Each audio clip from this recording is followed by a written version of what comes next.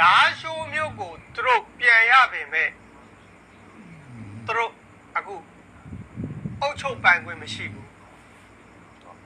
ကိုကက်လည်းအုပ်ချုပ်ပိုင်ခွင့်မရှိဘူးစစ်တပ်ကလည်းအုပ်ချုပ်ပိုင်ခွင့်မရှိဘူး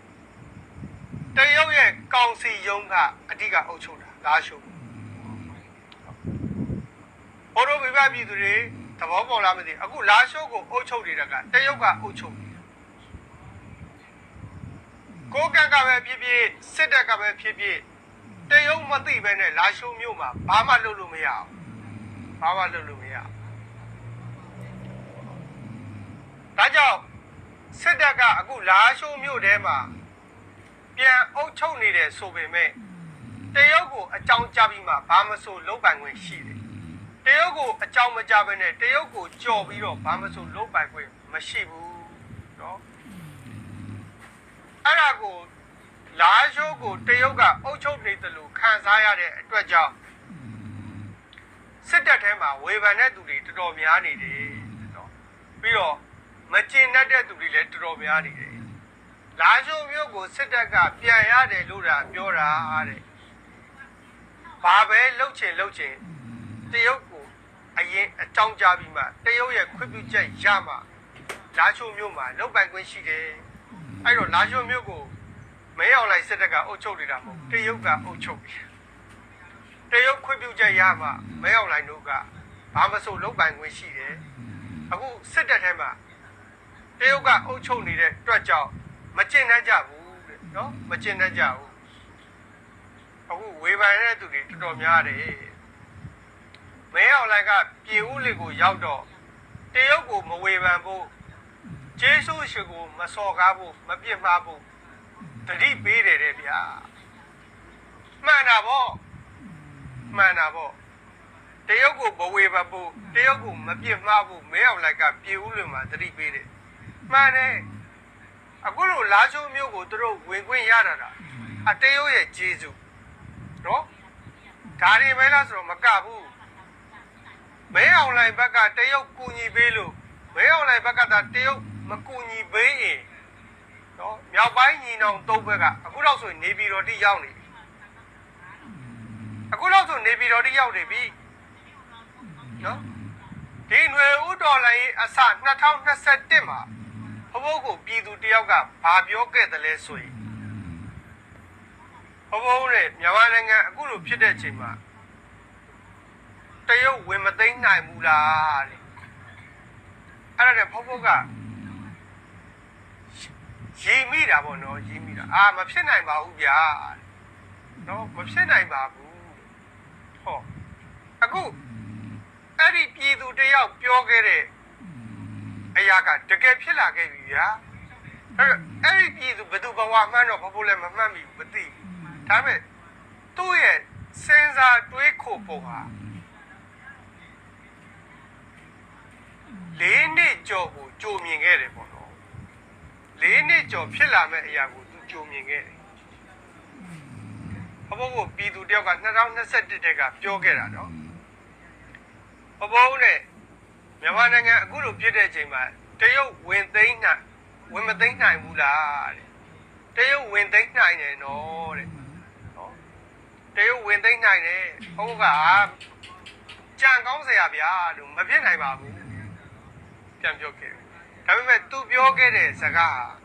အခု4 နှစ်ကြာတဲ့အခါမှာတကယ်ဖြစ်လာခဲ့တယ်အခုဆိုရင်လာရှိုးမြို့ကိုတရုတ်ဒါပေါ်တင်ကြီးကိုအုပ်ချုပ်ခဲ့ပြီပေါ့နော်အခုတရုတ်အုပ်ချုပ်တယ်စစ်တပ်ရောကိုယ်ကံရောကလာရှိုးမှာတရုတ်အုပ်ချုပ်မှုအောက်ကနေနေရတယ်ပေါ့နော်အဲ့တော့တရုတ်ဒီမြန်မာနိုင်ငံရဲ့အရေးကိုနော်ဘလောက်တောင်ဝင်ရောက်ဆွတ်ဖက်တယ်လဲဆိုလာရှိုးမျိုးကိုတော့အခုဝင်ရောက်အုပ်ချုပ်နေပြီဆိုတော့စဉ်းစားကြည့်ဗျာကျေးဇူးရှိတယ်ဘိုးတို့ຫນွေဦးတော်လည်းအတွက်တော့တရုတ်ကတော်တော်လေးကိုစုပ်ပဲ့တယ်ပေါ့ဘိုးတို့တရုတ်ကိုလည်းတော်လှန်ရတရုတ်တော်တော်စုပ်ပဲ့တရုတ်လောက်ခဲလို့သားလင်းဘိုးတို့ຫນွေဦးတော်လည်းအများကြီးထိကြိုက်နေတာသွားတယ်တရုတ်မလောက်ခဲရင်အခုတော့ဆိုရင်မြောက်ပိုင်းမှာမညီနောင်တော့ကနေပြည်တော်တိရောက်နေအခုတော့ဆိုရင်တော်လည်းပြီးနေပြီကြာမင်းအောင်လိုက်မှာဘာမှမရှိတော့ဘူးသိလားအဲ့ဒါဘဘမောက်တန်းတရားပြောတာမဟုတ်ဘဘပြောတာကိုယုံ ဟိုဘယ်တော့မှပူတန်းတရားမပြောဘူးမင်းအောင်လိုက်စစ်တက်မှာဘာမှမရှိတော့အခွန်ပဲရှိတော့တယ်တက်မတော်ဆိုတဲ့ဆိုင်းဘုတ်ပဲကြံတော့တယ်မရှိတော့ဘူးအခုငလင်လောက်တာလေငလင်လောက်တာစကိုင်းမန္တလေးနေပြီးတော့အကုန်ပါသွားပြီနော်စကိုင်းမန္တလေးနေပြီးတော့တရားဦးမိထီလာပျော်ပွဲရမဲသေးဝမ်းတွင်းတဲတော့နေပြီးတော့တက်ကုတ်ပြမနာစစ်တပ်ရဲ့နယ်နိမိတ်တွေအကုန်ပါသွားပြီသူတို့မှရုံးထိုင်စရာရုံးတော်မရှိလို့အခုရန်ကုန်ကိုသူတို့ပြောင်းပြီးရုံးထိုင်နေရတယ်နော်ရုံးတော်မရှိလို့နေပြီးတော့ကိုပြောင်းရန်ကုန်ပြောင်းပြီးရုံးထိုင်နေရတယ်နောက်တစ်ခုဘုံဘုံတို့မိဘပြည်သူတွေတတိထားမိတာမသိဘူးနော်နေပြီးတော့စကိုင်းမန္တလေးအကုန်ပြက်စီးသွားတာဖြစ်တဲ့အတွက်ကြောင့်နေပြီးတော့သူတို့ရုံးနေမှာတော့မှစစ်တပ်ကလုံအားမပေးနိုင်ပြောချင်တာစစ်သားမရှိတော့စစ်သားမရှိတော့ဘူးနေပြီးတော့သူတို့ရုံးနေပြိုကျတဲ့တော့မှ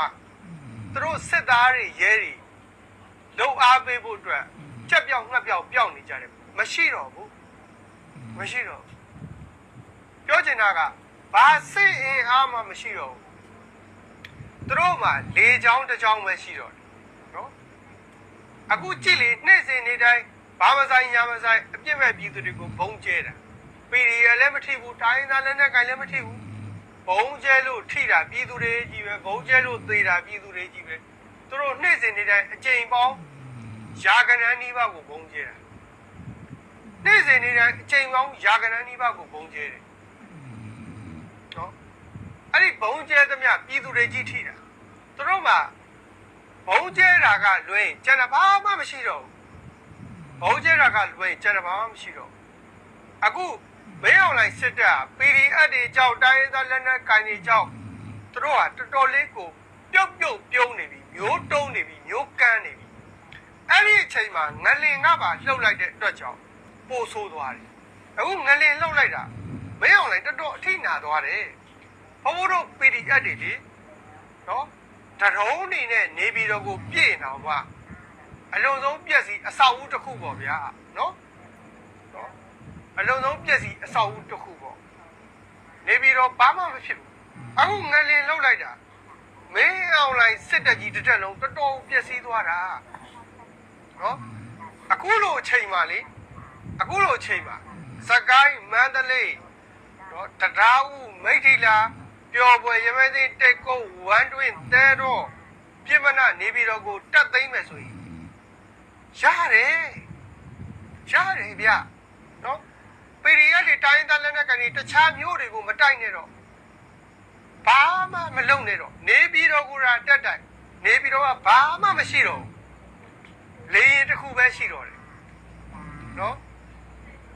အခုငလင်ကြောင့်မင်းအောင်လိုက်စစ်တပ်ကြီးအကုန်လုံးပြိုကျပျက်စီးသွားပြီဘာမှမရှိတော့ဘူးအခုအဲ့ဒီဘာမှမရှိတော့တဲ့အချိန်မှာPDF နဲ့တိုင်းသားလက်နက်ကန်တွေကဘယ်မျိုးကိုမှမတိုက်နဲ့တော့ဘယ်မျိုးကိုမှမသိနဲ့တော့နေပြီးတော့ကိုရတက်သိမ့်ဗျာဘိုးတို့မကြောက်ရတယ်နော်နေပြီးတော့ကိုရတက်သိမ့်မကြောက်ဘူးဘာဖြစ်လို့လဲငလင်ကြောင့်မင်းအောင်လိုက်ဟာတော်တော်ကိုအထိနာသွားပြီဗျတော်တော်ကိုပြည့်စည်သွားပြီဗျသူတို့ကထိုင်ရရုံတော်မရှိတော့ဘူးဗျနော်သူတို့ကလေရင်တစ်မျိုးပဲရှိတော့တယ်ဗျနော်ဒါကြောင့်နေပြီးတော့ကိုရတက်သိမ့်အခုပြီးတယ်ဗျတော်လိုင်းပြီးတယ်နော်အဲ့လိုမှမဟုတ်ဘဲနဲ့ဘိုးတို့ဝိလေကြောင်ပတ်လုံနေဒါမင်းအောင်လိုက်ကိုပြင်ဆင်ခွင့်ပေးတာနဲ့အတူတူပဲဘိုးပြောမယ်နော်နေပြီးတော့မသိမ့်မဲနဲ့တခြားမျိုးတွေကိုရှောက်သိမ့်နေဒါမင်းအောင်လိုက်ကိုပြင်ဆင်ခွင့်ပေးတာနဲ့အတူတူပဲအခုချိန်မှာမင်းအောင်လိုက်ကပြက်စီးနေတာလေနော်တော်လိုင်းလေးနှစ်ကြောက်လဲသူကပြက်စီးနေတယ်အထိနာနေတယ်ငလင်ကြောက်လဲပြက်စီးတယ်အထိနာတယ်အဲ့လိုအထိနာနေတဲ့အချိန်မှာမှဒီနေပြီးတော့ကိုဝင်မတိုက်ရင် PDF နဲ့တိုင်းသားလက်နက်ကိုင်ကြီးမှားတာပဲအခုချိန်မှာနေပြီးတော့ကိုဝင်မတိုက်ဖဲနဲ့တခြားမျိုးတွေကိုဝိလေကြောင်ပတ်တိုက်နေမယ်ဆိုရင်ဒါမင်းအောင်လိုက်ကိုပြင်ဆင်ခွင့်ပေးတာနဲ့အတူတူပဲမင်းအောင်လိုက်ကိုအခွင့်အရေးပေးတာနဲ့အတူတူပဲမင်းအောင်လိုက် ကိုတက်တန်းတိုးပေးတာနဲ့အတူတူပဲနော်နေပြည်တော်ကိုမတိုက်ဘဲနဲ့တခြားမျိုးတွေကိုဝိလေကြောင်ပတ်နဲ့တိုက်နေမယ်ဆိုရင်ဒါမင်းအောင်လိုက်ကိုအင်အားဖြည့်ပေးတာနဲ့အတူတူပဲမင်းအောင်လိုက်ကိုအနာပေးတာနဲ့အတူတူပဲမင်းအောင်လိုက်ကိုပြင်ဆင်ခွင့်ပေးတာနဲ့အတူတူပဲရောက်ဖကိုကြက်ဥတိုက်တာနဲ့အတူတူပဲရောက်ဖကိုကြက်ဥတိုက်တာနဲ့အတူတူပဲနော်အဲ့တော့ဘုံတို့ PDF တွေတိုင်းသားလက်ထက်ကန်တွေကနေပြည်တော်ကိုဝင်မတိုက်ဘဲနဲ့တခြားမျိုးတွေကိုပဲဝိလေကြောင်ပတ်နဲ့တိုက်နေမယ်ဆိုရင်မင်းအောင်လိုက်ကပြင်ဆင်ခွင့်တွေအများကြီးရသွားမှာမင်းအောင်လိုက်အတွက်အခွင့်အရေးတွေအများကြီးရသွားမှာမင်းအောင်လိုက်အင်အားပြန်ကောင်းလာမှာအားပြန်ရှိလာမှာနော်အခုချိန်မှာမင်းအောင်လိုက်က အင်အားမရှိတော့ဘူးချိနေနေပြီပျက်စီးနေပြီစုပ်ယုပ်နေပြီငလင်ကြောက်တော်တော်ကိုအထိနာသွားပြီအဲ့ဒီအချိန်မှာမှနေပြည်တော်ကိုဝင်မတိုက်ရင်ဖို့တို့နောက်တစ်ချိန်မှာမင်းအောင်လိုက်အင်အားပြန်ကောင်းလာတဲ့အချိန်ကြမှာနေပြည်တော်ကိုဝင်တိုက်မယ်ဆိုမဖြစ်နိုင်တော့အခုလိုအချိန်မှာမှနေပြည်တော်ကိုဝင်မတိုက်ဘဲနဲ့နောက်တစ်ချိန်ကြမှာနေပြည်တော်ကိုဝင်တိုက်မယ်ဆိုရင်ဘယ်နည်းနဲ့မှဖြစ်နိုင်တော့ဘာဖြစ်လို့လဲမင်းအောင်လိုက်ပြင်ဆင်ခွင့်တွေရသွားပြီမင်းအောင်လိုက်အခွင့်အရေးတွေရသွား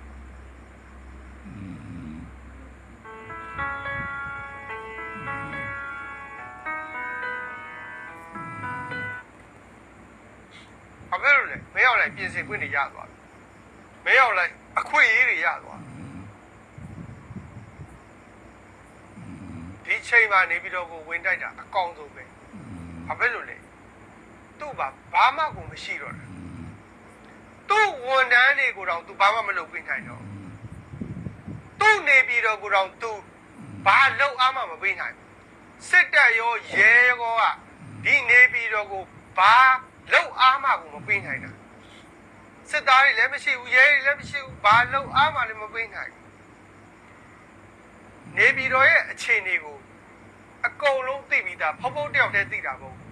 အကုန်သိပြီးသား PDF တွေအကုန်သိတယ်တိုင်းရင်းသားလက်နက်ကလေးအခုမင်းအောင်လိုက်ဘလောက်ထိနာလဲမင်းအောင်လိုက်ဘလောက်တော့အင်အားတွေချိနေသွားတယ်ဘလောက်တော့စုပ်ယုပ်သွားတယ်ဘလောက်တော့ပျက်စီးသွားတယ်ဘလောက်တော့အားနေသွားလဲဆိုတာအကုန်သိတယ်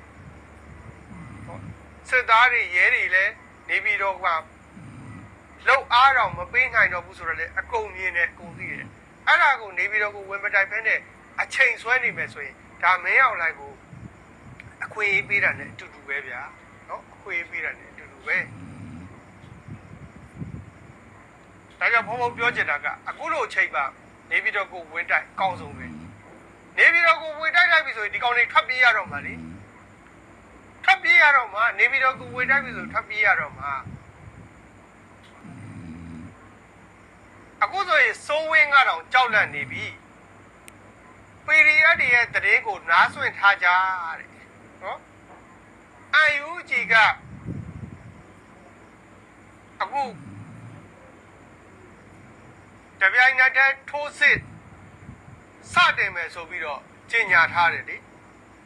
တပြိုင်နက်တည်းထိုးစစ်စတင်မယ်ဆိုပြီးကြေညာထားတယ်အခုစိုးဝင်းကဘလောက်တောင်ကြောက်လန့်နေတယ်လဲဆိုရင်အတန်ကြောက်ဖားသည်ဆိုရင် PDF တွေရဲ့တရင်ကိုနားဆွင့်ထားကြတယ်နော် PDF တွေကိုတရင်ကိုနားတယ်ဗါလဲညောင်သီးလဲစလေးတန်လဲနားထောင် PDF တွေရဲ့တရင်ကိုနားဆွင့်ထားကြတယ်အခုဆိုရင် PDF တွေကနေပြည်တော်ထိကိုချိန်ချောက်လာပြီနော်အခုဆိုရင် PDF တွေကနေပြည်တော်ထိကိုချိန်ချောက်လာပြီတဲ့နော်ပြီးတော့တိုင်းရင်းသားလက်နက်ကိုင်တွေကလည်းတဲ့အင်အားတော်တော်ကိုကြီးလာပြီတဲ့နော်တိုင်းရင်းသားလက်နက်ကိုင်တွေကလည်းအင်အားတော်တော်ကြီးလာပြီပြီးတော့တိုင်းရင်းသားလက်နက်ကိုင်တွေက PDF တွေကိုထောက်ပံ့ပေးနေတဲ့အတွက်ကြောင့် PDF တွေကလည်းအခုဆိုရင်အင်အားတော်တော်ကြီးလာပြီဘလောက်တောင် PDF တွေအင်အားကြီးလာတယ်ဆိုရင်နေပြည်တော်ထိကိုတော့ချိန်ချောက်နိုင်ခဲ့ပြီနော်နေပြည်တော်ထိကိုဒါစိုးဝင်းပြောတာနော်ဒါကြောင့်တိုက်ပွဲဖြစ်ရဲရဲတိုက်ရဲရဲချိန်မုံဖို့လိုတယ်စိုးဝင်းကိုယ်တိုင်ထွက်တိုက်ပါလားဟမ်အဲ့လောက်တော့သူများကိုကြတော့သူများအသက်တွေကိုကြတော့ရဲရဲတိုက်ရဲရဲချိန်မုံသူတို့ကြတော့နေပြည်တော်မှာဇိမ်လေးနဲ့နှက် PDF တွေကတော်တော်အင်အားကြီးလာပြီတဲ့နေပြည်တော်ကိုအခုချိန်ချောက်နေပြီဒါကြောင့်နားဆွင့်ထားကြတဲ့ အမှုမဲ့အမှတ်မဲ့မနေကြနဲ့နော်တကယ်လို့တိုက်ပွဲဖြစ်လာခဲ့လို့ရှိရင်လည်းရဲရဲတိုက်ရဲရဲချေမုံတဲ့ဟောသူတို့ကိုကာကွယ်ခိုင်းတာနော်ဘာမှနားမလဲတဲ့ငတ်တုံးစစ်သားတွေရဲတွေကလည်းသူတို့ကိုအသက်ပေးပြီးကာကွယ်တော်တော်အံ့ဩကိုကောင်းတယ်သူတို့မလို့နော်ကိုလက်အင်္ဂါတွေစွန့်လို့အသက်တွေစွန့်လို့ပြီးတော့ဘာမှအကျိုးမရှိတဲ့စစ်ဗိုလ်ချုပ်တွေကိုကာကွယ်ပေးသူတို့ပေသွားရင်သူတို့ခြေလက်တွေပြတ်သွားရင်ကြံရှိနေတဲ့သူတို့မိသားစုတွေကိုကောင်းကောင်းထားမယ်သူတို့ထင်နေကြတာလိုင်းကန်းပေါ်ကချက်ချင်းနှင်ထုတ်တာဘာလာစာမှလည်းမပေးဘူးဘာ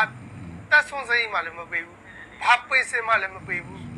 နော်ဒါလည်းပဲသူတို့ကြုတ်ခံနေကြတာဝတ်ကျွေးပေါ့ဗျာဝတ်ကျွေးပေါ့နော်ဝတ်ကျွေးပေါ့ပြီးတော့ဖြစ်လာလို့အဖမ်းခံရရင်ကိုဖြစ်ကိုခံတဲ့ဘယ်သူမှမကယ်ဘူးတဲ့ကဲစိုးဝဲကပြောတာနော်တကယ်လို့ PDF တွေနဲ့တိုက်ပွဲဖြစ်လာခဲ့ရင်ကိုဖြစ်ကိုခံတဲ့ဘယ်သူမှမကယ်ဘူးတဲ့ဗျာအဲ့ဒါစိုးဝင်ပြောတာနော်အခုဆိုရင် PDF တွေကတိုင်းရင်းသားတွေရဲ့အကူအညီနဲ့အင်အားတော်တော်ကြီးလာပြီတဲ့နေပြည်တော်ကတော့ထိတ်ကြောက်နိုင်ခဲ့ပြီတဲ့နားဆွင့်ထားကြအမှုမဲ့အမှတ်မဲ့မနေကြနဲ့တဲ့တိုက်ပွဲဖြစ်လို့ရှိရင်လည်းရဲရဲတိုက်ရဲရဲချေဖို့တဲ့တကယ်လို့အဖက်ခံရလို့ရှိရင်လည်းပဲကိုဖြစ်ကိုခံကြတယ်မင်းတို့ကိုဘယ်သူမှမကယ်ဘူးတဲ့ကဲရှင်းလားဗျာ